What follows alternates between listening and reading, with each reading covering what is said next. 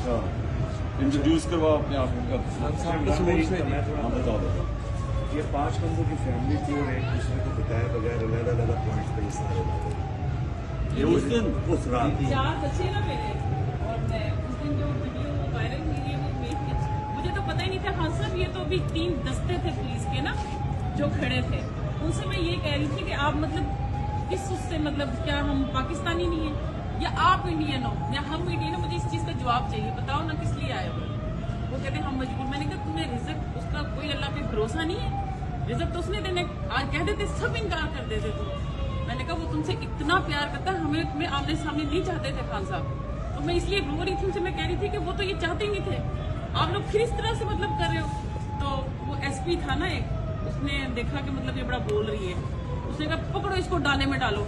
मैंने कहा हाँ डाले में डालो, मुझे सारी गोलियां यहाँ खाकर जाऊंगी, जिंदा नहीं जाऊंगी। तुमने क्या समझाया? वो कहता है उसने मुझे गाली दी ना एसपी ने। हाँ जी, अब मुझे ये अगर पता होता मैं अपने घर वो जाती। खान साहब मैं- मॉल रोड पे था, वो एसपी मॉल रोड पे उसने गाली थी। आपने खान साहब वीडियो देखी होगी, उनसे पुलिस वालों से जो फाइट कर रही थी ना वो बदला पूरा ले लिया, मैं नहीं छोड़ती होती बदनामी। मैंने उसी वक्त मैंने कहा जो मुझे गाली दी है वो तेरी माँ तेरी बहन बगैरत के बच्चे।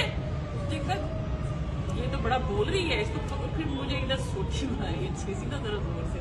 मैंने कहा सोटी से क्या होता है, गोली मारो ना, मारो गोली इधर, हमारी ऐसी की तैसी तुम्हारी। आए हो तुम लेने के लिए खान को, हाथ तो लगाकर देखो, पहले हमें मारो ना फिर उधर पहुंचना तुम, तुम्हारी जुर्रत तुम्हारी। अच्छा जी, वो लगे हुए थे उस वक्त, तो मुझे उस वक्त इतना समझ नहीं आ रही थी कि क्या। मुझे ये था कि मैंने कहा आप बेटा भाई हो हमारे, तुम पैदा होते हो, हम दुआएं करती हैं, हम माए हमारे बेटा दे अल्लाह भाई दे। आज तुम इस वर्दी में पहन के हम पे गोलियां चलाने आ गए हो? क्या हम इंडियन है? बिल्कुल ठीक है। अच्छा तो